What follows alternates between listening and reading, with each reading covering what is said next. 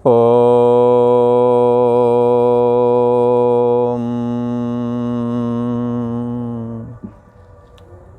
श्री योग वासिष्ठ के उत्पत्ति प्रकरण में श्री वशिष्ठ जी महाराज बोले, हे रामचंद्र, अब तुम ज्ञान की सप्त भूमिकाएं सुनो। पूर्व वाले कई 2-3-4 एपिसोड में अज्ञान की भूमिका का निरूपण किया गया है। जैसे अज्ञान की 7 भूमिकाएं हैं, ज्ञान की भी 7 भूमिकाएं हैं। अज्ञान को हम 7 अवस्थाओं में बांट सकते हैं, उसी प्रकार से ज्ञान को भी हम 7 अवस्थाओं में बांट सकते हैं। वशिष्ठ जी महाराज कहते हैं, राम जी, भूमिका 4 अवस्थाओं में कहें, 7 भूमिकाओं में, सप्त भूमिका कहें या सप्त अवस्थाएं कहें, एक ही बात है, इसके फेर में नहीं पड़ना। भूमिका चित्त की अवस्था का नाम है। चित्त की अवस्था सात्विकी है, राजसी है, तमोगुणी है, कैसी है? तो भूमिका राम जी चित्त की अवस्था को बोलते हैं। ज्ञान की भूमिका जानने से जीव फिर मोह रूपी कीचड़ में नहीं डूबता। जब ज्ञान की भूमिका मालूम पड़ जाती है, ज्ञान की भूमिका को जान लेने से जीव पुनः मोह को नहीं प्राप्त होता है। मोह रूपी कीचड़ से फिर वो बच जाता है, मोह रूपी कीचड़ में फिर वो नहीं डूबता। जिसको क्या होता है, ज्ञान की भूमिका का जब ज्ञान हो जाता है, ज्ञान की भूमिका जानने से जीव मुक्त स्वरूप कैवल्य निर्वाण को प्राप्त हो जाता है। हे रामचंद्र, और मत वाले इस भूमिका को अर्थात ज्ञान की अवस्था को बहुत प्रकार से कहते हैं, अनेकों प्रकार से तो कहते हैं। पर हे राम जी, यदि मुझसे पूछो सप्तावस्थाओं के विषय में, तो उसके विषय में मैं कहता हूँ कि इससे सुगम और निर्मल बोध प्राप्त होता है। सप्त भूमिकाओं से क्या होता है, ऐसा यदि पूछे कोई मुझसे, तो मैं तो कहूँगा कि इन 7 भूमिकाओं का ज्ञान कर लेने के बाद में कैवल्य निर्वाण प्राप्त हो सकता है। हाँ, ब्रह्म तत्व की प्राप्ति हो सकती है। चैतन्य सत्ता आत्मा का बोध हो जाने से साधक धन्य हो जाता है, कृत हो जाता है। तो मेरा अभिमत पूछो तो इससे सुगम और निर्मल बोध की प्राप्ति हो जाती है। सुगम और निर्मल बोध का क्या है? शुद्ध आत्म तत्व की उपलब्धि, शुद्ध चैतन्य सत्ता आत्मा को स्व से अभिन्न होकर के जानना, यही है निर्मल बोध। स्वरूप में जागने का नाम राम जी ज्ञान है। किसी का स्वरूप का क्या मतलब है? तो स्वरूप का मतलब अपना रूप। तो 3.5 हाथ का जो आकार है, यही अपना रूप है, ऐसा करके लोग मानते हैं। पर शास्त्र का है और इस योग वासिष्ठ नाम के ग्रंथ का ऐसा कहना है कि स्वरूप तो जिस देह को तुम मान रहे हो, ये देह तुम्हारा स्वरूप नहीं है। स्वरूप तो चैतन्य सत्ता आत्मा ही है सबका। इसलिए सबकी गठरी लाल है, कोई नहीं कंगाल। गांठ खोल देखत नहीं, याबिद भय बेहाल। स्वरूप में जागना है और जानना पना करके जो बुद्धि देश का आश्रय प्रकाशक साक्षी आत्मा है, उसमें मैं बुद्धि स्वीकार कर लेना मात्र, यही सबसे बड़ा ज्ञान है, यही ब्रह्म ज्ञान है, यही चैतन्य सत्ता का बोध है। हे राम जी, उस ज्ञान की 7 भूमिकाएं हैं। और हे राम जी, मुक्त पुरुष इन भूमिकाओं से परे हो गए हैं। क्यों हो गए? क्योंकि वो विदेह मुक्त हो गए। देहाभिमान गलते, देहाभिमान उनका गलित हो गया है। देह के रहते हुए भी देह भाव से वो सदा रहित हैं। इसलिए उन्हों को उस ज्ञान की जितनी 7 भूमिकाएं हैं, और ये 7 भूमिकाएं विधेय मुक्त जो हैं सप्त भूमिकाएं विधेय मुक्त वाले की नहीं है, जिसके अंदर अभी देह भाव है, वो देह भाव को खत्म करने के लिए इस 7 भूमिकाओं की साधना करेंगे। स्वरूप में जागने का नाम तो ज्ञान है, स्वरूप का नाम है आत्मसत्ता, ब्रह्म सत्ता। बुद्धि देश का आश्रय और प्रकाशक जो साक्षी आत्मा है, उसी में मैं बुद्धि स्थापित करने का नाम ज्ञान है। उस ऐसा जो ज्ञान है वो 7 प्रकार से 7 अवस्थाओं वाला है। जो मुक्त हो गए उनके लिए 7 अवस्थाएं नहीं हैं, जो अभी मुक्ति प्राप्त करना चाहते हैं उनके लिए 7 अवस्थाएं हैं, क्योंकि वो क्रमशः उन अवस्थाओं में आरूढ़ हो करके लास्ट में जा करके सप्तम भूमिका में प्रवेश करके कैवल्य निर्वाण को प्राप्त हो जाएंगे। और जो मुक्त हो चुके हैं उनके लिए, जो मुक्ति अभी चाहते हैं उनके लिए तो ये सप्त भूमिकाएं कारगर हैं, पर विधेय मुक्त को इनकी आवश्यकता नहीं है। तो किसी ने कहा वो 7 भूमिकाएं हैं कौन? तो प्रथम भूमिका है शुभेच्छा, शुभ इच्छा। जो ये शुभ इच्छा उत्पन्न होती है क्या, कि मैं भी हरिद्वार चलता और वहाँ परमात्मा की चर्चा सुनता, गंगा का स्नान हो जाता और भी शुभ कर्म कुछ करता, मंदिरों में दर्शन करते महादेव जी का, हाँ, चंडी माता का। तो ये सब जब इच्छा होती है तो इस इच्छा का नाम क्या है? शुभ इच्छा। जब घर गृहस्थी के जीवन से ऊब करके लगता है कहीं तीर्थ हो आता, कुछ साधु दर्शन हो जाता, कुछ सत्संग कर लेते, कुछ भगवान का नाम स्मरण कर लेते, पर क्या करें, अभी नाम सुना नहीं है। इसलिए गुरु वाले बन जाओ, गुरुओं से जिससे श्रद्धा हो उससे भगवान का नाम सुन लो। कोई कहेगा वो तो नाम हर जगह लिखे, पढ़ कर के कर लेंगे। तो ये पढ़ कर के नहीं होता, ये कान के द्वारा लिया जाता है, ये मुख से दिया जाता है और कान के द्वारा ग्रहण किया जाता है।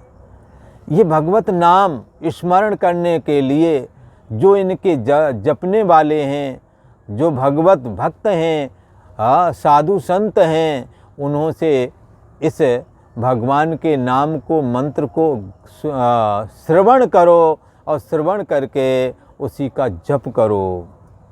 तो क्या होगा? ये शुभेच्छा कहलाती है। ये शुभेच्छा कब आती है? कोई ऐसा कहे? चलो पहले तो 7 भूमिकाओं का नाम बताई देता हूँ। शुभेच्छा ज्ञान की पहली भूमिका है और दूसरी शुभ विचारणा, ये ज्ञान की दूसरी भूमिका है। और फिर है तनुमानसा, ये ज्ञान की तीसरी भूमिका है। फिर चौथी भूमिका सत्वापत्ति है। हाँ, चौथी भूमिका है सत्वापत्ति और 5वीं भूमिका है असंशक्ति और 6वीं भूमिका है पदार्थाभावनी और 7वीं भूमिका है तुरीयगा। ये 7 स्टेप हैं, ये 7 सीढ़ियां हैं परम ब्रह्म परमात्मा में प्रवेश पाने के लिए। इन 7 सीढ़ियों के माध्यम से आप परम ब्रह्म परमात्मा में प्रवेश कर सकते हैं। तो पहली भूमिका शुभेच्छा, जिसके अंदर शुभेच्छा ही नहीं हुई। हाँ, शुभेच्छा क्या है? मैं भी दूसरों के काम आ जाता, मैं भी निष्काम भाव से किसी की सेवा करता, हाँ, तो ये और भगवान नाम जपता, भगवान की लीला कथाओं को सुन लेता, एक बार भागवत ही सुन लेता। ऐसी शुभेच्छा जिसके अंदर आएगी उसी को ये बात भी बाद में पता लगेगी कि भागवत के हर अध्याय में दुर्लभ ये ब्रह्म ज्ञान का वर्णन चलता है। भगवान श्री कृष्ण को हर जगह बताया गया है। ये भगवान श्री कृष्ण किसी एक के नहीं, सबके अंतर्यामी हैं, सब में समाये हुए हैं। भगवान श्री हरि का स्मरण ही मोक्ष देने वाला है। हाँ, तब जब सुनोगे तो आप लीला कथाओं को सुनोगे तो कहोगे इसमें ये ज्ञान ये क्या है, तब आपको अता तो ब्रह्म जिज्ञासा, फिर तुम्हें ब्रह्म की जिज्ञासा होवेगी। और ब्रह्म की जिज्ञासा होवेगी तो फिर श्रोतव्यो मंतव्यो निदिध्यास्तव्या, फिर आत्मा का श्रवण करने की, परमात्मा का, आत्मसत्ता का, जो भगवान श्री कृष्ण का अंतर्यामी स्वरूप है, जो सभी का अंतर्यामी स्वरूप है, उसको कहते हैं ब्रह्म सत्ता, उसको कहते हैं आत्मसत्ता। तो अपन चर्चा कर रहे हैं सात भूमिका में प्रवेश कैसे करें। सात भूमिकाओं में पहली भूमिका है शुभेच्छा। इसलिए निषिद्ध का शुभेच्छा कैसे बनाई जाती है, महापुरुष लोग, आचार्य लोग, गुरु लोग, हाँ, और जितने भी विद्वान लोग हैं वे कहते हैं कि गलत रास्ते मत चलो, कष्ट प्राप्त होवेगा, इसलिए छोड़ दो। तो गलत रास्ता छोड़ दिया तो अच्छे रास्ते पे आ गए। अच्छे रास्ते वाले पे चलने वाले से कहते हैं कि तुम निष्काम भाव से धर्म कर्म करो। निष्काम भाव से धर्म कर्म करने लगा उसे कहते व्रत उपवास भी रखा करो। व्रत उपवास रखा लगे, निष्काम भाव से कर्म करने लगे, चित्त निर्मल हो गया। एक और प्रक्रिया बताते हैं शुभेच्छा में पहुंचने के लिए, कुटीचक, बहुदक, हंस, परमहंस, ये 4 प्रकार का वैराग्य का रास्ता भी बताया गया है। जब घर में ये इच्छा होती है तो गांव में, ग्रामीण इलाकों में क्या करते थे कि खेतों में एक मड़ैया डाल ली, मड़ैया का मतलब छप्पर अथवा टप्पर बोलते हैं, खपरेल डाल लिया और वहाँ डाल करके और वहीं भजन किया, और खेत भी रखे और वहीं अपना भजन करते हैं। और कुछ समय के बाद अमावस पूर्णिमा लगी तो सोचे कि चलो गंगा जी हो आए। शुभेच्छा में कैसे प्रवेश करें इसकी चर्चा। गंगा जी नहाए आए, संत दर्शन हो गए, कहीं सुंदर चर्चा भगवान की चल रही सुनने लगे, जी लग गया, तो समझ लो ज्ञान की ओर प्रवृत्ति आपकी हो गई। वही कुटीचक वाला बहुदक हो जाता है। बहुदक कहते हैं फिर तीर्थों में जाना लगता, वो लगता है चित्रकूट तो हो ही आए हैं, वहाँ मिले, पर और तीर्थों में भी बताया कि और बहुत साधु रहते हैं जहाँ तहाँ, तो दर्शन के लिए चले निकले, फिर तीर्थों में घूमने लगे। हरिद्वार आए तो गंगा स्नान किया, प्रयागराज आए तो गंगा स्नान किया, संतों का दर्शन किया, चित्रकूट गए, पैसुनी नहाए, कामतानाथ जिस पर भगवान राम 12 साल रहे उसकी परिक्रमा करी। लगता है कुछ हो गया, कुछ लगता है बहुत बड़ा कार्य कर लिया, मन में बड़ी शांति मिलती है, तीर्थ यात्रा हो गई। मंदिरों का भ्रमण किया, 4 धाम बद्री केदारनाथ आ गए, जगन्नाथपुरी चले गए, रामेश्वरम चले गए, मीनाक्षी वगैरह, कन्याकुमारी, इधर उधर घूमने फिरने लगता है। हाँ, द्वारकापुरी, 4 धाम, अमरनाथ, इन सब जगह दर्शन मेला करने जाने लगे, तब उस स्थिति का नाम है बहुदक। अब घूमते घूमते बहुत वर्ष बीत गए, तब लगता अब तो एक जगह बैठ जाऊं और भजन करूं।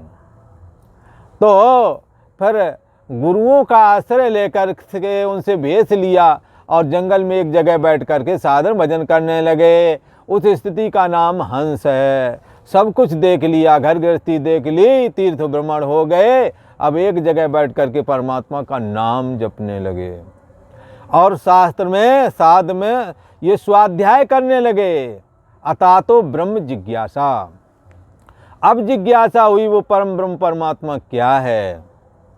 इससे पहले कुटीचक, बहुदक, शुभेच्छा से लेकर के ये सारी प्रक्रिया चलती है, और ये होने के बाद में फिर आता है यज्ञ दान तप। बड़े यज्ञ दान तप थोड़ा यथाशक्ति जो था किया। यज्ञ का मतलब जिनके पास पैसे हैं वो यज्ञ कर ले, नहीं तो शरीर के द्वारा दूसरे की सेवा करना, ये यज्ञ है। वाणी के द्वारा प्रेम पूर्वक बर्ताव करना, ये वाणी का यज्ञ है। मन के द्वारा हित चाहना दूसरों का, ये मानसिक यज्ञ है। ये करके ये जब धारणा बना ली तो तुम्हारे यज्ञ दान तप हो गए। यदि धन है तो धन से दूसरे की मदद कर दो, शरीर में ताकत है तो शरीर से कर दो। तो इस प्रकार से यज्ञदान तप किया। यज्ञदान तप के बाद में ये 3 चीज़ें पूरी हो गई। इसके बाद में विवेक, वैराग, खट संपत्ति और मुमुक्षुता। विवेक हो गया और संसार से वैराग और मन और इंद्रियों का निग्रह और हृदय में पाप वृत्ति का अभाव, वेद और शास्त्रों में श्रद्धा, गुरुओं के प्रति श्रद्धा का रखना, ये खट संपत्ति ऐसे कही जाती है। और फिर मोक्ष की इच्छा, जब ये सब हो जाते हैं तब ही ये शुभेच्छा जगती है। इसलिए जिनों के अंदर जो उपनिषद में बताया गया है आत्मा वारे द्रष्टव्या, आत्मा को समझना चाहिए, जानना चाहिए, ऐसा यदि किसी के अंदर इच्छा है तो ये इच्छा ऐसे ही नहीं हो गई है। उसने बड़े पापड़ बेले हैं, चाहे इस जन्म बेले हों चाहे जन्मांतर में। यहाँ तक आने के लिए भी ये सब करना होता है। जब पूर्ण कर्म इकट्ठे होते हैं तब ये शुभेच्छा जागती है और मुमुक्षुता जाग जाती है। मोक्ष की इच्छा कि इस संसार से छूट जाऊं, दे धरे के लाख दुख है। ये जैसे ही दे लेते हैं फिर बचपन, जवानी, बुढ़ापा आता है, सारे कर्म करने होते हैं और फिर मरने की नौबत और फिर जन्म। इस प्रकार पुनर्जन्म पुनर्मरणम में कब तक फंसे रहेंगे। हार थक करके परमात्मा से प्रार्थना करता है ये साधक कि मैं मुक्त हो जाऊं, ऐसी कृपा करो भगवान। और वो मुमुक्षुता जब प्राप्त कर लेता है तब उसके अंदर ये व्यास भगवान का ब्रह्म सूत्र का जो पहला ही सूत्र है, अता तो ब्रह्म जिज्ञासा, अब तो ब्रह्म की जिज्ञासा करनी चाहिए, तो उनको ब्रह्म जिज्ञासा होती है। और आज इतना ही, आगे का प्रसंग आपको आगे वाले एपिसोड में सुनने को मिलेगा। ये जिज्ञासा कैसे होती है ये आप देखेंगे, समझेंगे। ओम